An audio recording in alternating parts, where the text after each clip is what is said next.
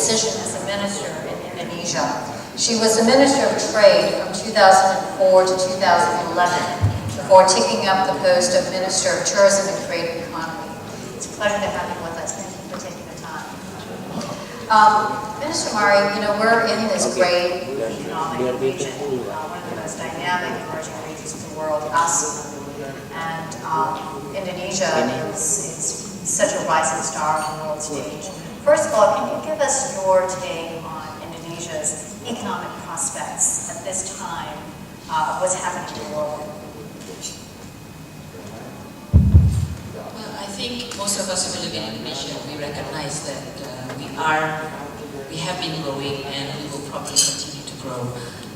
And I think the world has really changed since the 2009 financial crisis, where you can see that emerging economies, fast-growing economies, especially in Asia, have actually become the major source of growth for the world economy. And you can see it everywhere. Europe is looking at Asia, Africa even is looking at Asia.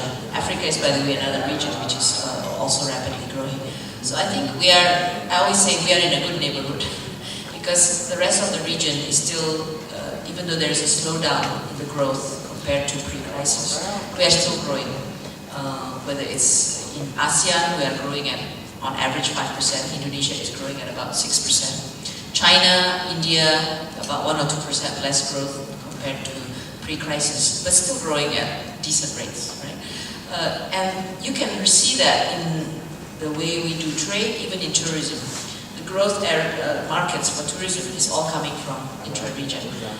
So I think that factor, plus the fact that we have a large domestic market, growing middle class, with like estimated 45 million being in the middle class now, and estimated to be 130 million in 10 years' time. Those are all sources of growth. So you've got domestic growth and regional growth as the source of growth. So I think Indonesia, as long as we continue to address the infrastructure bottlenecks, human resource skill development and so on, I think we have a good prospect. But we have to make sure it's sustainable. I think that's really the key challenge. Well, we're here at this leadership forum and talking about leadership. So regardless of how much potential one can have, it's all the question of how to harness that potential. And as the Minister of Tourism and Creative Economy, what are your hopes and dreams and aspirations and your strategies in how you can help Indonesia rise even further on the world stage? Yeah, it's actually been a very challenging job for me in the last 1.5 years as the Minister of Tourism. And I think and creative economy. You know, before becoming minister, we always felt very, what is it? The Indonesian word is gregetan. What is gregetan in English? Somebody help me. Frustrated, or frustrated that we have so much potential, and we know that we have a lot of beautiful places, rich culture, and yet in terms of how we promote ourselves and how successful we are in explaining Indonesia to the world, we felt that there's like this big gap. And now I'm actually having to do that. It is a big challenge. So what I've been trying to do is basically, this is the challenge of all tourism ministers as far as I could tell, is how do you promote Indonesia in the tourism sense beyond Bali? So every tourism minister has had this beyond Bali kind of challenge. And it is a real challenge because Bali is well known for the whole world. And a lot of people do not know even that Bali is part of Indonesia. That's, one of the most painful interviews I did recently was with a journalist from China, and we were talking about Bali and Lombok, and then she said, which part of Bali is, she said something like, I didn't realize Bali was part of Indonesia. I thought it was part of Malaysia. Normally you get the question of, which part of Bali is Indonesia? They think Indonesia is part of Bali, but this was a bit painful because we have this competition, let's say, with Malaysia. So it is a big challenge, and I think it's a combination of what is the branding, when it comes to branding, what is the branding that we want to push to, we want to explain to the world about Indonesia. The problem has always been that there's too much to tell about Indonesia. And what is Indonesia? And this is the branding that we are trying to develop this year to be able to start. And then branding takes a long time. You need to be patient and consistent for a few years to do it. So that's what I'm trying to do. And to try to pick, we have 16 locations. So Bali is one of them, but we have another 15 locations that we want to start promoting so that people begin to understand that there's beyond Bali, but you got to do it consistently. And the creative economy part is also very exciting because of the rich cultural heritage of Indonesia. We have so much to offer in terms of fashion, film, music, traditional products like our traditional cosmetic products. These are all areas where you have the domestic market to grow up, to be based on, and that's another challenge which I think is the next wave of competitiveness, including the IT-based creative industries, digital content, and so on. These are areas which can define the future business and the future way of doing business and marketing in the very near future. And it will offer, I think, the next wave of competitiveness for Indonesia. Well, behind every great nation, every great company, every great personal endeavor is a remarkable leader. And a lot of us in the room here look to you as a role model in leadership. So if I may kind of get a little bit personal and ask you, how did you develop as a leader yourself? Trial and error. I don't think I ever set out to be a leader, but all of you read Sheryl Sandberg's book. And maybe as a child, I was reading it and I thought, I was reflecting on my own childhood. When I was a child, I was also always the bossy one. I was always organizing things, right? So maybe it starts when you're at a young age without realizing it. And that's a tip for, all of you are maybe in different stages of your career.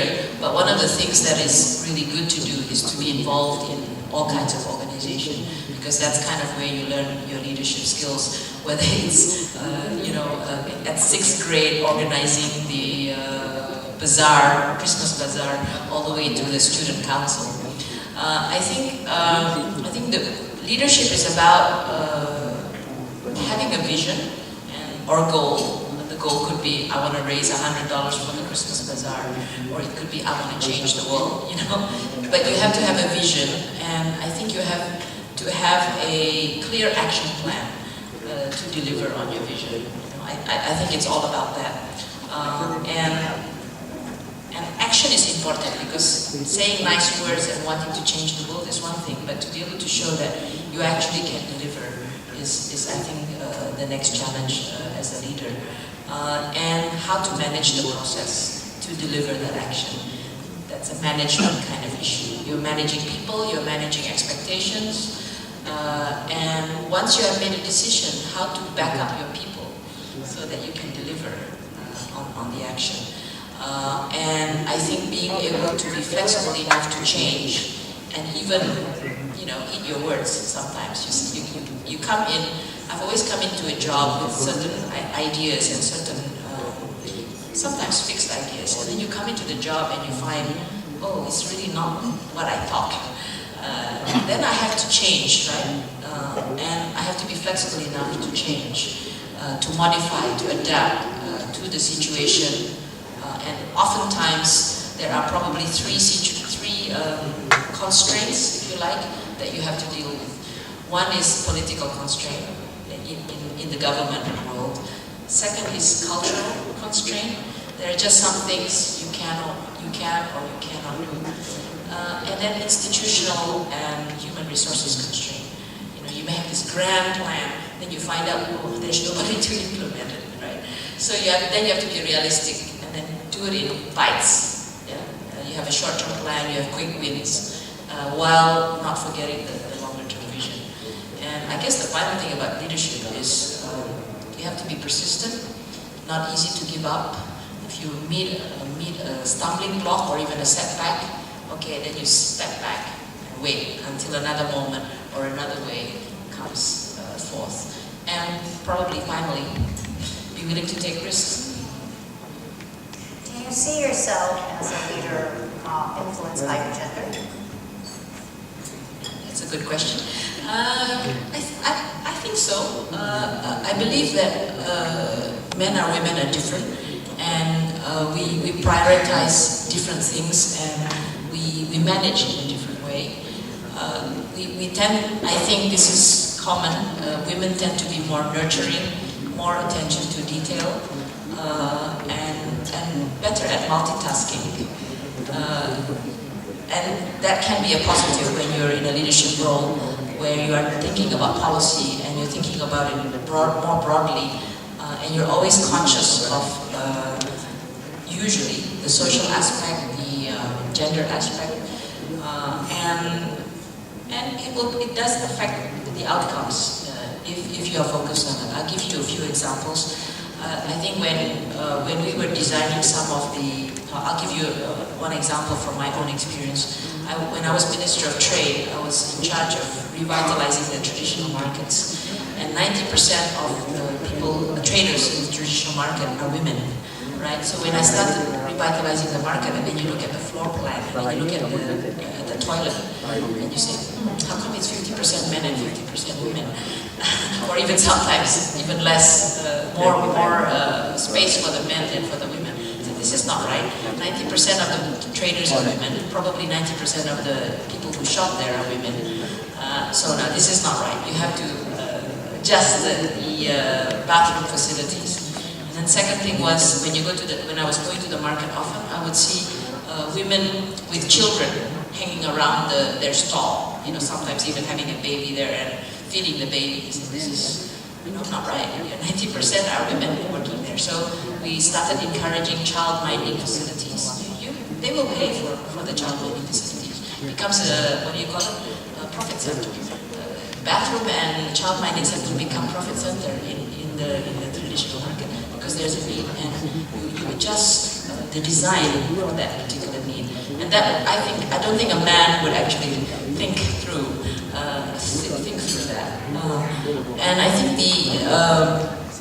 the way we look at things and pay attention to the social impact.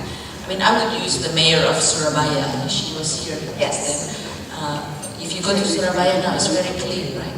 It's very clean. It's very well organized. So it takes. I mean, we are used to going around and seeing if we see a painting that's not right, we'll fix it. Or we'll see a plant that's dying, or what's this? I think that attention to detail and being very persistent about it is I think a characteristic of women leadership, which is positive. And by the way, empirically, my last point would be empirically, women in leadership positions in corporations. This is the McKinsey study, right? They show that if you have more women, companies which have more women on the board are more profitable, have higher rate of return, and there are all kinds of studies on that. I was just reading that study by the UNDP that if you countries which have more government leaders, they tend to have better policies on the social side.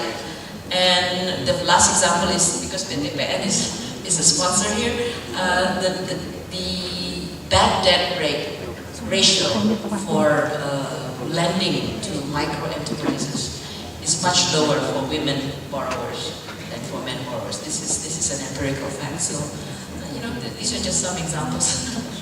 I'm going to ask one more question, and I'm going to open the discussion to the floor and let you have a chance to ask Mr. Mari some questions. Now, speaking of men are important. They're bosses, colleagues, clients, brothers and sons and fathers and husbands.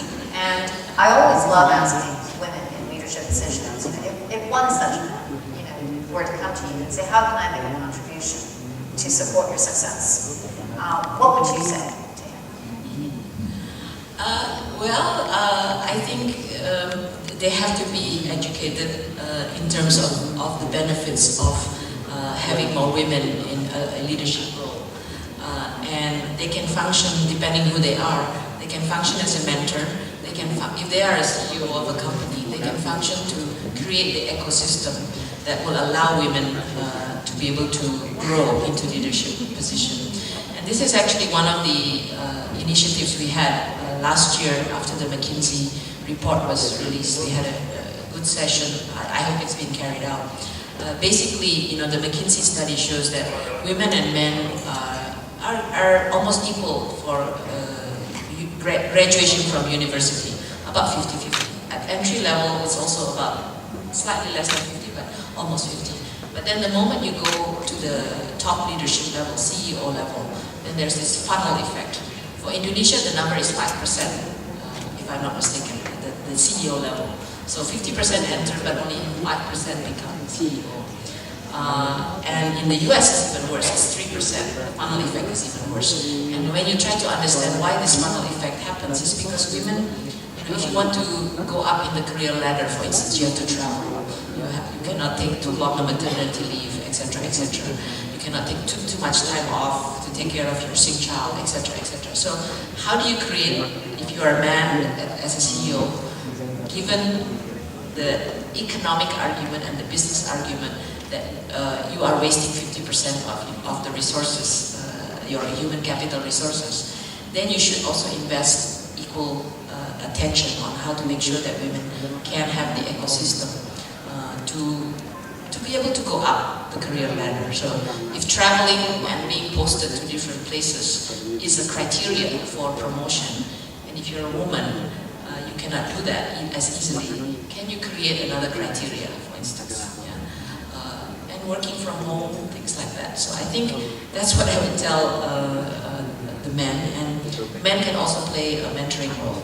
Yeah? I mean, mentors and networking are very important for both men and women, but for women especially, I think having mentors, both women and men, are very important. I mean, just because in my field there have been a dearth of females, I was the first woman to come back with a PhD in economics, for instance. I was the only female, so all my mentors were male, but they were good mentors. They were encouraging, and they were always pushing me. And what I found was actually when I first came back home, in '86 I came home after being away for 20 years and being very westernized, so very culture shock in a way. And one of I had 4 things going against me. Yeah? I was young, I was female, I was a minority, and I didn't go to school in Indonesia. So four strikes. Can you guess out of the 4 which was the hardest one to overcome? It's not what you expect. Maybe it is what you expect.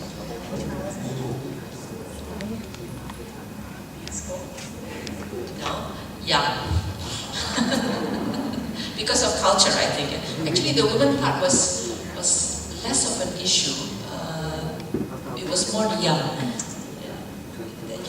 You don't know anything and you don't know how to behave properly. I mean, to the older people. Yeah. So I had to learn a lot of the way you behave in a different situation. I mean, one of my mentors was Professor Sadli. I don't know, those of you who know Professor Sadli is one of our most senior, respected economists. And he was really one of my biggest mentors. And he would sit there, and you're giving a talk or something, he would sit there and listen to you, and then afterwards he would tell you what you did right or what you did wrong. And he would always say, I know you're smart, but you don't have to show that you're so smart.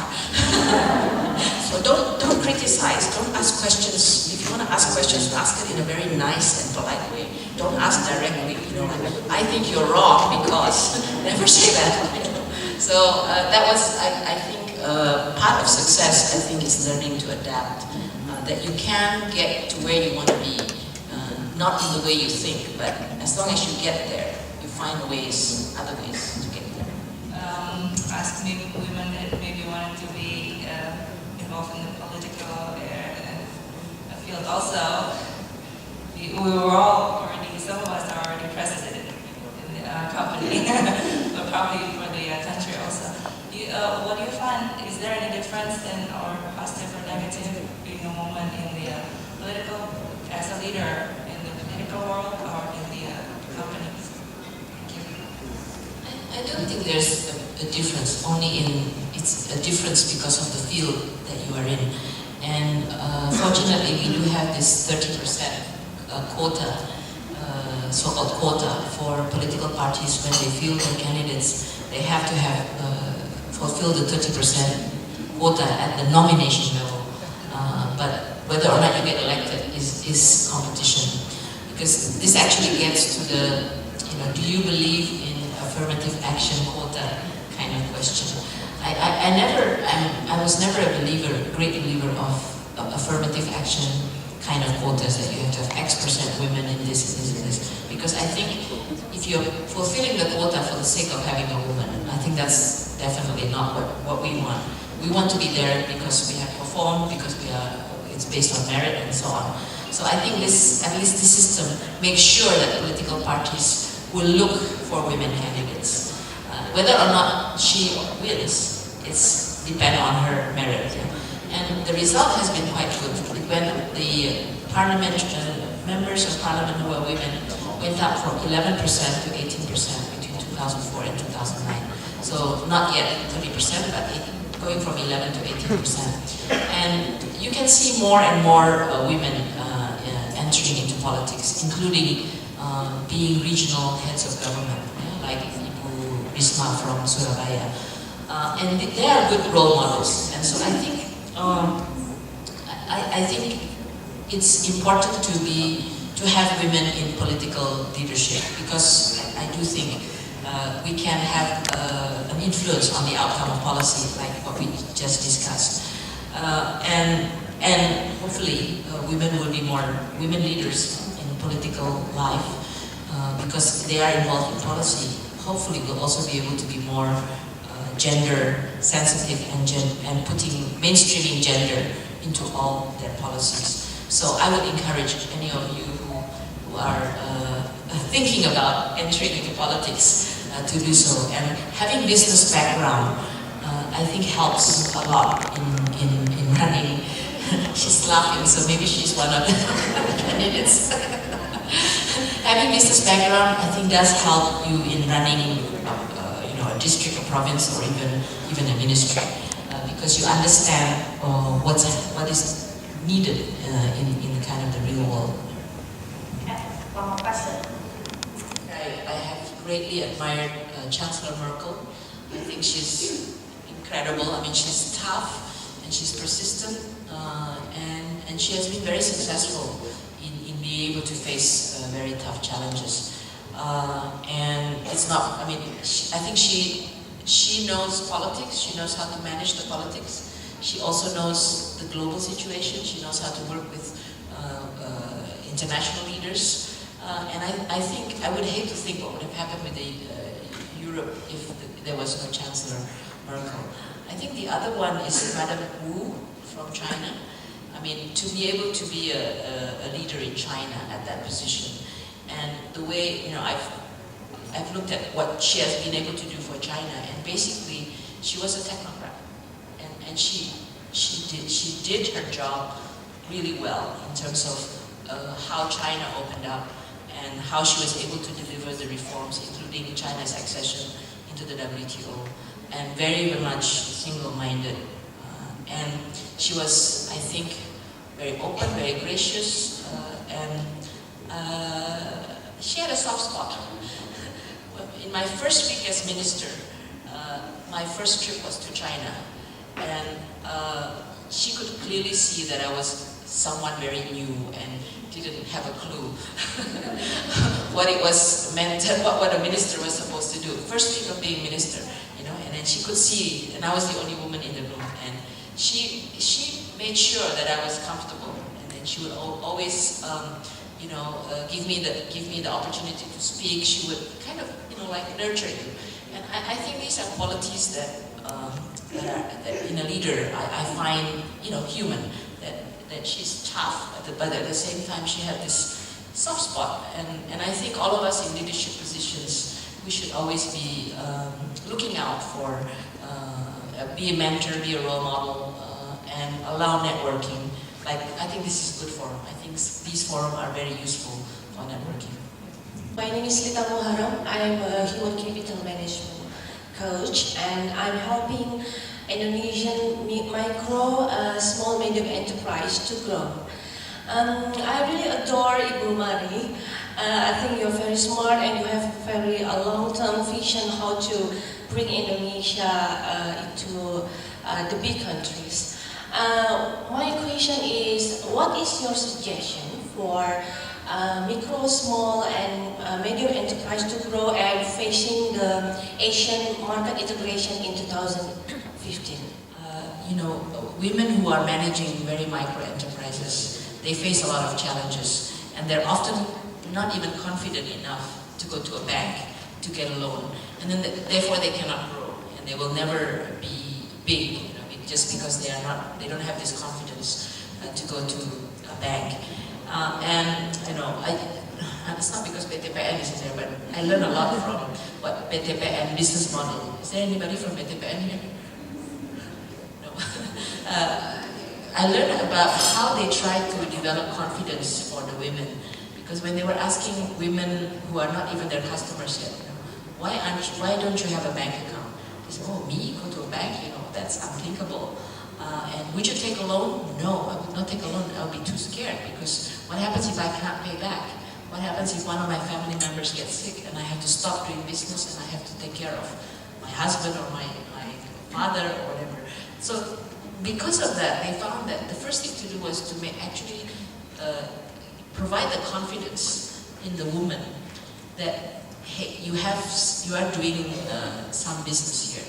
How do we teach you to be able to calculate inventory, be able to set aside a little bit for replenishing your capital, set aside something for saving?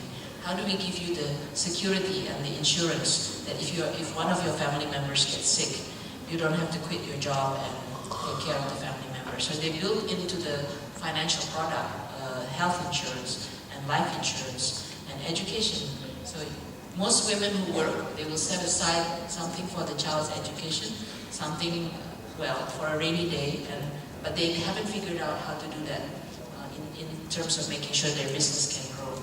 So I think I would say that at the very micro level, these very basic skills need to be taught so that these micro enterprises can survive, can grow, and how, on the marketing side, how to help them get their products to market.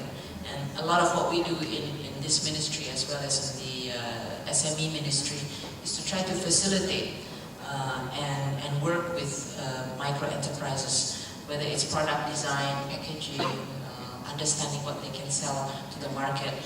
These are all things that we need to do in a very concerted way to be able to enable micro enterprises to enter into the market. But I think there's a lot of work that needs to be done on what we call financial inclusion.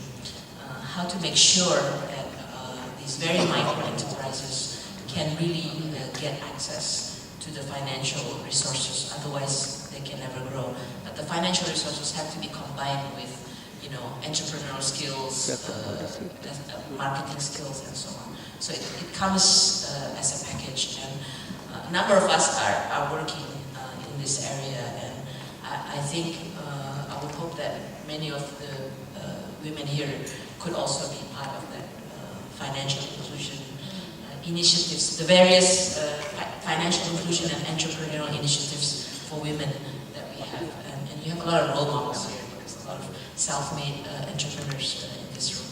Well, Minister Mari, just a final question before we wrap up. How do you keep growing as a person? I mean, you know, if you look at life as, you know, one long runway. I think as a child, I moved a lot. You know, my parents moved to different countries and I moved to different places. And I think that has taught me the ability to adjust and be flexible. And I think that's an important part of the way you grow. Because you're always adapting to, okay, a certain situation or to a certain culture sometimes. And I think that's been part of the way that I've had to be able to be in the different positions that I was in.